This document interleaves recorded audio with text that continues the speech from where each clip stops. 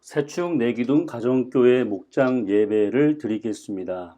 이제 식사 시간을 마치고 올리브 블레싱의 순서를 가지겠습니다. 제 아들 애플이가 이번 한 주 동안 감사했던 일을 애플이를 대신해서 말씀드리겠습니다.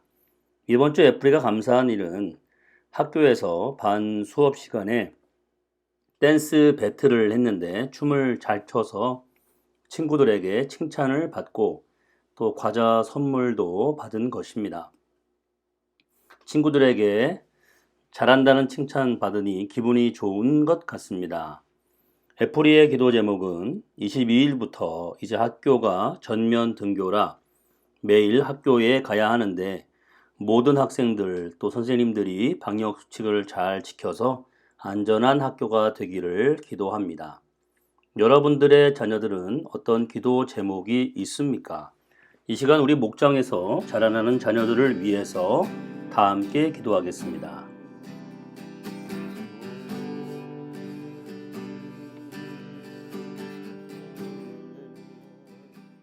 이제 어린이 축복의 시간인 올리브 블레싱이 끝났습니다. 어린이 목장은 따로 모이시기 바랍니다. 어른들은 이 자리에서 계속 예배를 진행하겠습니다. 찬양, 사랑합니다 나의 예수님을 부르겠습니다.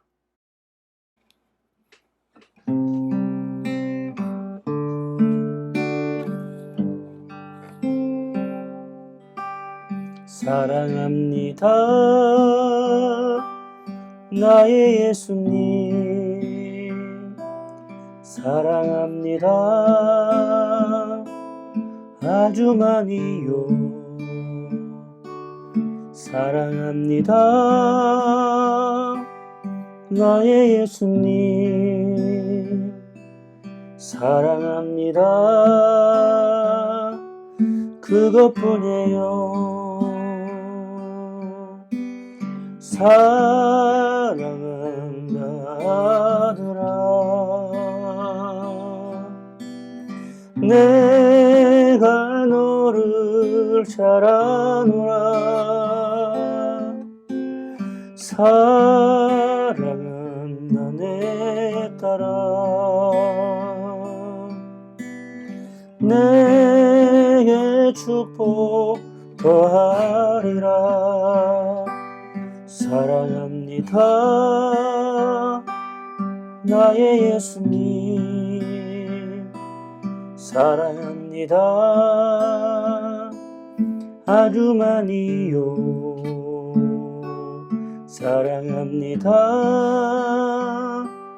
나의 예수님, 사랑합니다 그것뿐이에요.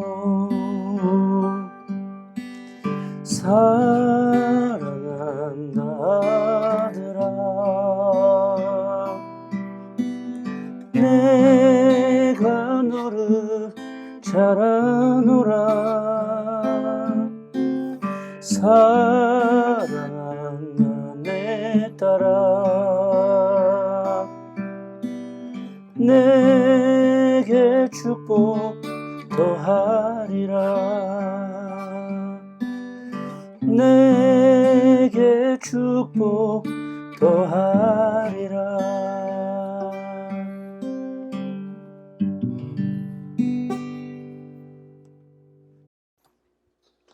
지난주 말씀을 요약하겠습니다. 지난주 말씀은 성령님에 관한 마지막 내용으로 어떻게 성령 충만을 받는가에 대하여 알아보았습니다. 성령 충만하기 위해서는 4가지 조건이 필요합니다. 첫째, 성령 충만을 사모해야 합니다. 둘째는 하나님과 나 사이에 가로막고 있는 죄가 있다면 회개해야 합니다. 셋째는 절대 순종을 해야 합니다. 넷째는 성령 충만을 기대하며 살아야 합니다. 이번 주 말씀은 교회에 대해서 알아봅니다. 오늘은 교회에 대한 첫 번째 내용으로 성경에 교회라는 말이 처음 등장하는 구절을 살펴보면서 교회가 무엇인지 알아보겠습니다. 오늘 본문 마태복음 16장 18절은 예수님이 대중들에게 메시지를 전하시다가 제자들 위주로 훈련하시는 그런 변환기에, 변화하는 그 시점에 있었던 사건입니다. 예수님과 제자들이 가이사랴 빌립보 지방을 지나가시다가 제자들에게 예수님이 이렇게 물어보시죠. 사람들이 나를 누구라고 하느냐? 제자들이 대답합니다. 누구누구라고 합니다. 더러는 누구라고 하고 이렇게 얘기합니다. 그러자 예수님이 너희들은 그럼 나를 누구라고 하느냐 물었을 때에 베드로의 대답이 오늘 본문의 말씀입니다. 베드로가 대답하기를 16절을 보니까 선생님은 살아계신 하나님의 아들 그리스도십니다. 여기서 하나님의 아들이라고 하는 표현은 하나님이라는 뜻이지요. 다시 말해서 예수님을 향해서 예수님 당신은 하나님이십니다라고 고백하고 있는 것입니다. 정말 엄청난 고백이지요. 사람을 보고 하나님이라고 그렇게 고백하는 것이니까요. 이 고백을 들은 예수님은 베드로를 칭찬하고 교회라는 말을 성경에서 처음 사용을 하십니다. 17절을 보면 예수님께서 베드로에게 말씀하셨다. 시몬 바요나야. 시몬은 베드로의 히브리 이름입니다. 그리고 바요나는 당시 성이 없었기 때문에 누구 아들이라는 뜻으로 사용했기 때문에 요나의 아들이라는 뜻이죠. 그래서 요나의 아들 시몬 베드로야 너는 복이 있다. 너에게 이것을 알려주신 분은 사람이 아니라 하늘에 계신 나의 아버지시다. 18절을 이어서 보면 나도 너에게 말한다. 너는 베드로다. 나는 이 반석 위에다가 내 교회를 세우겠다. 죽음의 문들이 그것을 이기지 못할 것이다.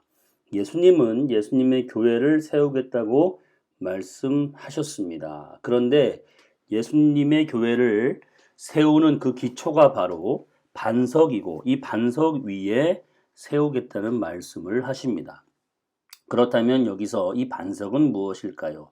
여기에 대한 해석에 따라서 가톨릭과 개신교가 생겨났다고 볼 수 있습니다. 가톨릭은 이 반석을 베드로라고 이해하면서 베드로가 초대 교황이고 교황은 계승될 수 있는데 교황이 또한 신부들에게 이 권리를 나눠줄 수 있다고 믿고 있습니다.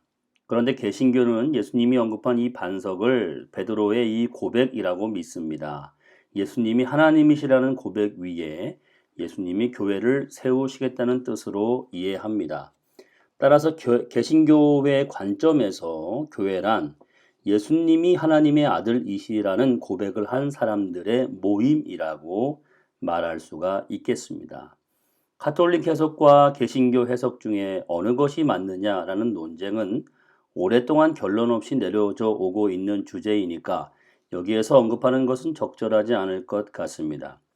두 개가 차이점이 있다 이해하시고 중요한 점은 예수님에 대한 고백이 필요하다. 이것을 아는 것이 중요한 것 같습니다. 저는 개인적으로 개신교 관점이 더 성경적이라고 생각합니다. 왜냐하면은 예수님이 오늘 본문 후반부에서는 예수님이 베드로에게 열쇠를 주겠다라고 말씀하셨지만 또 마태복음 18장 18절 19절에 보면 예수님이 무엇이든지 너희가 땅에서 매면 하늘에서도 매일 것이요 땅에서 풀면 하늘에서도 풀릴 것이다 라고 말씀을 하신 바가 있는데 이때 너희는 베드로 한 사람이 아니라 여러 사람을 지칭하는 복수로 나와 있기 때문에 예수님이 베드로 한 사람을 특정해서 하늘의 열쇠를 주셨다라고 말할 수는 어렵기 때문에 그렇게 생각합니다. 오늘 본문 말씀을 통해서 우리가 알아야 할 것은 예수님이 예수님의 교회를 친히 세우겠다고 말씀하신 것입니다. 교회는 예수님의 교회입니다. 예수님이 교회를 세우신다는 뜻입니다. 예수님은 아무 데서나 교회를 세우지 않습니다. 예수님은 당신을 하나님으로 고백하고 믿고 따르는 무리 가운데 당신의 교회를 세우겠다고 약속하셨습니다. 우리는 예수님에 대한 바른 신앙을 고백해야 하겠습니다. 예수님은 우리의 신앙 고백을 보시고 교회를 세우실 것입니다. 예수님은 살아계신 하나님이십니다. 라는 고백이 저와 여러분의 고백이 되어서 예수님께서 저와 여러분을 통해 예수님의 교회를 세워나가시기를 간절히 기원합니다. 이 시간에는 한 사람씩 한 주간의 삶을 나누도록 하겠습니다. 저부터 한 주간 감사했던 일과 말씀 적용했던 일, 그리고 전도 대상자, 기도 제목을 나누겠습니다.